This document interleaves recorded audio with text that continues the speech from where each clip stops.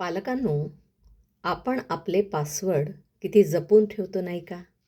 मोबाईलचा पासवर्ड, बँकेचा password, social मीडियाचा पासवर्ड. पण एक पासवर्ड मात्र अनेक पालकांना शोधता नाही येत आणि तो म्हणजे आपल्या मुलांच्या मनाचा पासवर्ड. एक काळ होता, आपलं मूल दिवसभरात घडलेली प्रत्येक छोटी गोष्ट आपल्याला सांगायचं. शाळेत काय झालं, मित्रांनी काय म्हटलं, मनात काय आहे, सगळं काही सहज सांगायचं. पण एक दिवस ते अचानकपणे शांत व्हायला लागले. आपण काही विचारलं तर उत्तरं मिळत नाहीत. तुम्हाला काहीच समजत नाही असं म्हटल्यानंतर पालकांनो, आपल्या मनात असा प्रश्न निर्माण होतो की माझं मूल इतकं बदललं कधी? पण खरंच मुलं बदलली आहेत की त्यांच्या मनात चाललेलं समजून घेण्याची आपली पद्धत आपल्याला बदलण्याची गरज आहे? कारण किशोरवय हा मुलांच्या आयुष्यामधला खूप संवेदनशील काळ असतो पालकांनो. या काळात त्यांच्या शरीरात बदल होत असतात, भावना बदलत असतात, विचार करण्याची पद्धत बदलत असते. त्यांना स्वतःची ओळख शोधायची असते, स्वतःचे निर्णय घ्यायचे असतात. पण त्याचवेळी भावना देखील सांभाळायच्या असतात, जबाबदाऱ्या स्वीकारायच्या असतात आणि जगाशी देखील जुळवून घ्यायचं असतं. हे सारं सारं त्यांच्यासाठीही सोपं नसतं बरं.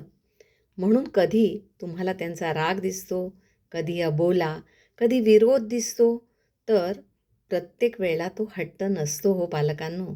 कधी कधी ते असतं कन्फ्युजन, कधी असते भीती, तर कधी असतो ताण आणि कधी फक्त एवढीच इच्छा असते की कोणीतरी मला समजून घ्यावं. पालक म्हणून आपण अनेकदा मुलांच्या वागण्यावर प्रतिक्रिया देतो. असं का वागतोस? तुला काही कळत नाही? आमचं ऐकत का नाहीस? हे प्रश्न चुकीचे नाहीत, पण त्याआधी स्वतःला हे प्रश्न विचारूया की माझं मूल या वागण्यातून मला काही सांगण्याचा प्रयत्न तर नाही ना करत आहे? कदाचित त्याला माझ्या सल्ल्यापेक्षा ऐकून घेणारी व्यक्ती हवी आहे की काय? कदाचित त्याला टीकेपेक्षा विश्वास हवा असेल, कदाचित त्याला कंट्रोलपेक्षा गायडन्स हवा असेल. याचा अर्थ असा नाही पालकांनो की टीनेजर्सच्या चुकीच्या वागण्याकडे तुम्ही दुर्लक्ष करावं.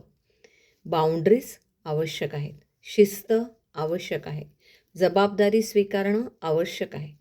पण एक लक्षात ठेवूया की मुलांना सुधारण्याच्या आधी नातं जोडलं जाणं, कनेक्ट होणं हे खूप आवश्यक आहे.